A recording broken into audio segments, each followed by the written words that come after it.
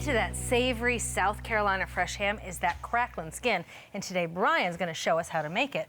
But of course, it starts with buying the right cut of pork. So here we have a pork shoulder, also known as a Boston butt, and this is the traditional cut that you use to make pulled pork. But if you notice, there's no skin on here. This is just a layer of fat, and what they use at Heights is the leg.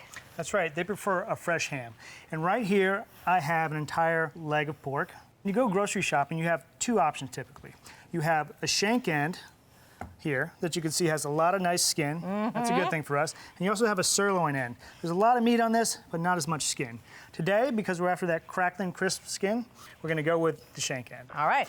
To start, we're going to salt this with about 2 tablespoons of kosher salt. We're doing it on a couple sheets of plastic wrap, so when we wrap it all, the salt stays really stuck to the meat. So we'll just salt this all over. Now that it's all salted, we're gonna wrap it up. I heard this rumor, I have no idea if it's true, that the left leg of the pig is more tender than the right leg of the pig. You've never heard of this? No, I've never heard that. But how about this? I guarantee you, left or right leg, this is gonna be a very tender cut of pork and nice crispy skin. I'll take it. Okay. We'll refrigerate this for about 18 to 24 hours, okay?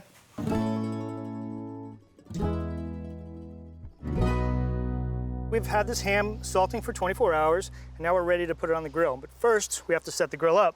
So we have 4.5 quarts of lit charcoal briquettes here. We're just gonna pour that evenly over half of the grill. We just scatter the coals around. And then on top of the coals, we're gonna put a wood chip packet.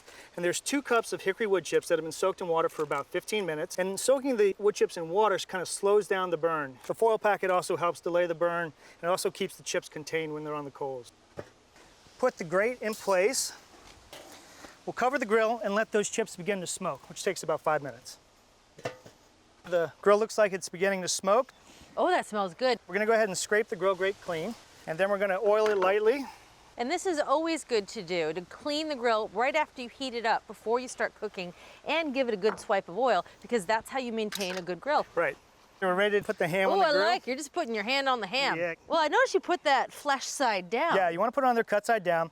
And then it's important to notice that the bottom grill vents are open and the top grill vents are also open. That's going to give a draft so the smoke will come out of that packet and travel across the ham as it exits the grill. Kisses the ham before it leaves the grill. Exactly. So this period, which takes about 2 hours, is not really about cooking the ham through, just about imparting that hickory smoke flavor.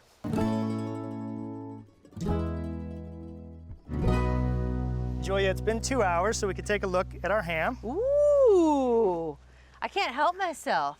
The skin's not so crisp yet, though. Right, not yet. It'll get crisp. You promised me, man.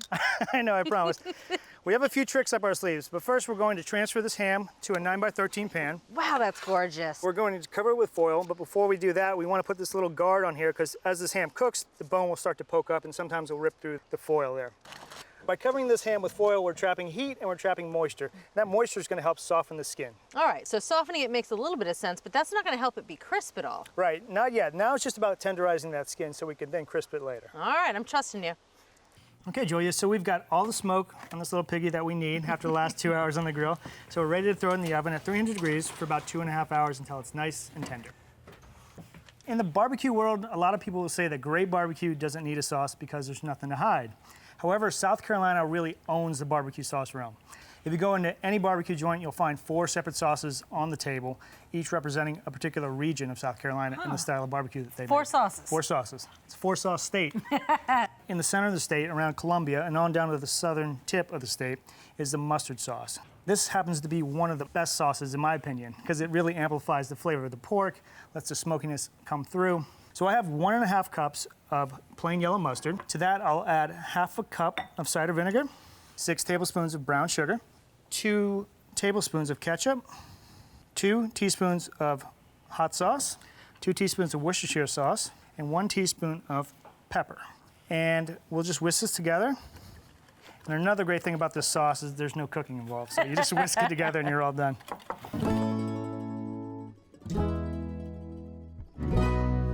This ham has been in the oven for 2.5 hours.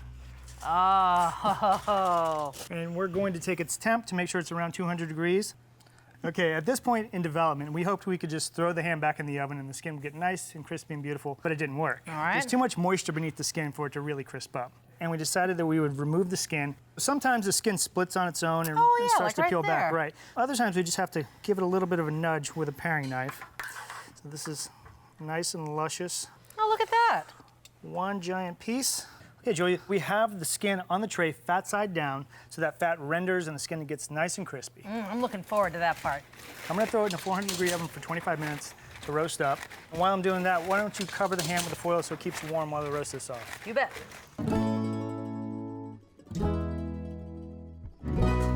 Okay, Julia, here is your crispy skin. You can see how it's bubbled up nicely, it's crisp. And you can actually hear when it's crisp. It makes a nice... Oh, that hollow sound. Oh my goodness. So we're gonna let that cool down, and as it cools, more steam will escape and it'll get even crispier. So let's turn our attention to the pork. This has been resting for about 30 minutes. Hello, beautiful. And we could go ahead and transfer this to our carving board. You see we have all these juices remaining in the pan here, and we want to save that because we're going to add it back at the end to our chopped pork. We're first going to remove any of the exterior chunks of fat that are still on there. And then we're going to remove the bones. You see how tender the meat is? It just kind of falls apart. Yeah, it's just falling away from that bone. Oh man, the aroma coming off of this bone of this smoked ham is amazing. Okay, in South Carolina and certain parts of North Carolina, when you walk into any barbecue joint, you always hear this pop, pop, pop, pop, pop, pop, pop.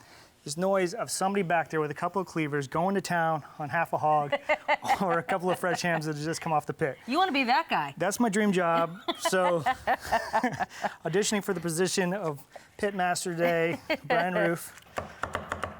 So it's kind of like playing drums. Okay, that just looks like fun. Now that the pork is chopped up, we're gonna go ahead and chop our crackling skin. I'm waiting for this. And we just want to kind of cut small pieces. Oh my goodness. That is like the best part of bacon, that little fat, crispy edge along the bottom. That's amazing. Now we're ready to add this crackling to the pork, and this is what is really going to set this pork apart from typical pulled pork. I believe it. We're going to go ahead and microwave these juices so they're nice and hot when we add them to the pork. All right, I'm going to stand here. That is the most beautiful bowl of pork I have ever seen in my life. You say that to everybody. And we'll just give this a toss. These are potato rolls, and these are the best. A little bit of that mustard sauce. Oh yeah, more than a little. Cheers. Cheers. As they say.